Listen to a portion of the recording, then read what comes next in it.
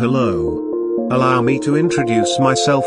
I am Cringe Joe. This account is meant to show you guys what makes FNaF a part of the so well-known cringe culture nowadays. Summing up, I'm here to complain about the problems of the fandom. To start up the channel, I will tell you guys my opinion about the Five Nights at Freddy's franchise, lore, characters, etc. Starting up now.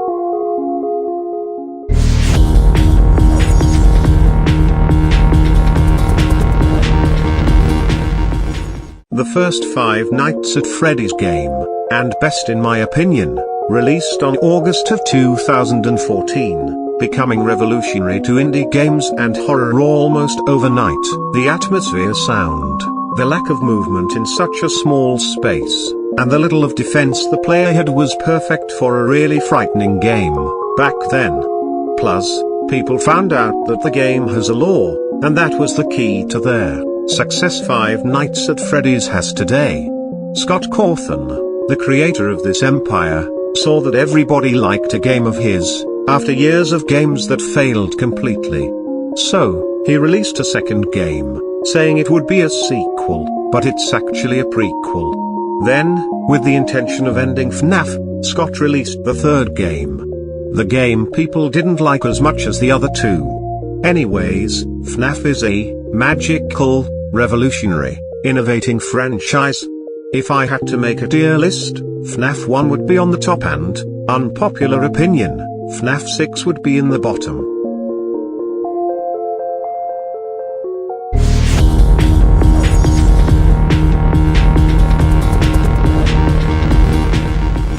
The FNaF lore is something interesting to talk about, since it is a great, interesting backstory, but still lost its way.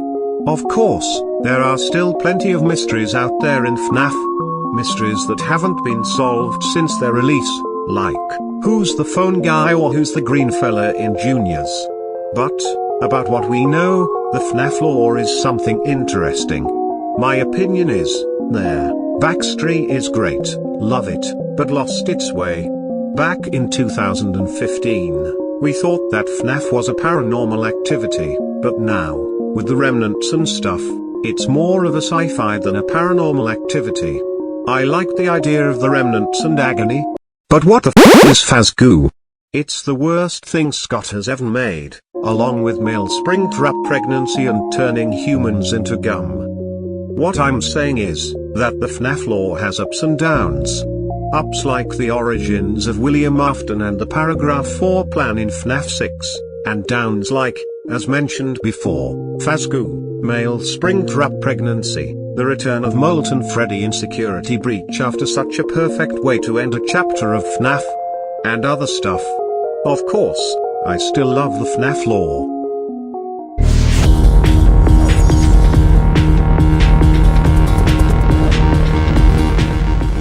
Now that's a kind of controversial subject to talk about. The designs. Of course, everyone makes mistakes, and not everything has to be perfect. But there are some designs that, oh my f***ing god. For example, here is a great, beautiful and stunning FNaF design. And here is a piece of shit. As I said, not everything has to be perfect, and people often fail, like Scott did creating Baby from their fourth closet or Springtrap. About designs, most of the FNaF designs are great, but of course, there are some fails.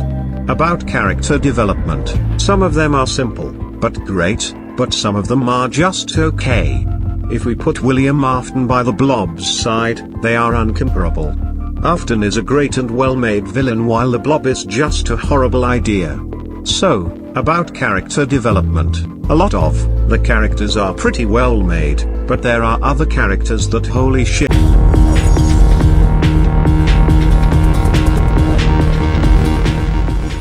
Five Nights at Freddy's is my favorite franchise and fandom ever. Although, this channel is made to complain and show my opinion about the problems of the fandom, it has lots of ups too. Like all the renders and fine arts I showed in this video. Even the baby crawlers and Springtrap renders, they are pretty cool and I love them. Anyways, I will post videos whenever I feel like.